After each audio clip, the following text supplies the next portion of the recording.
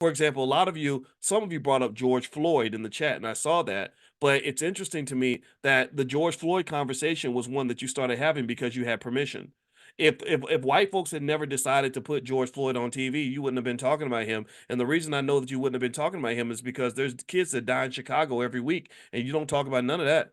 You don't talk about none of the other, again, George Floyd had his situation with the police, whatever. You can think what you want. Some of you have a conservative view, some of you have a liberal view. You can have whatever view you want. But the reality is that in Chicago, there are little children getting hit by stray bullets. There are people getting killed by the cops. There's all kinds of stuff happening. But we're not talking about it because we don't have permission. We don't, the media did not pick it up. CNN ain't talking about it, and that makes us feel like it's not worth talking about because they're not talking about it. They haven't given us permission to talk about it. So that permissiveness or submissiveness and dependency, to me, comes down to this idea that we sort of need others to either give us what we need, or we need others to guide us to what we need, or we need others to give us permission and leeway to have certain discussions and to get certain things done. And as a result, nothing gets done.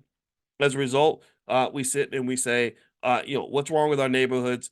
Why don't they do something about our neighborhood? Well, nothing's getting done because you're not doing it. You're not doing it. Or even the education conversation gets on my nerves. I don't care about all you talk sitting there talking all day about when white people are going to build us better schools. We should be educating our own kids. If your kid's not getting educated, that's your responsibility. That's your fault. That's your job. And I'm doing my little part.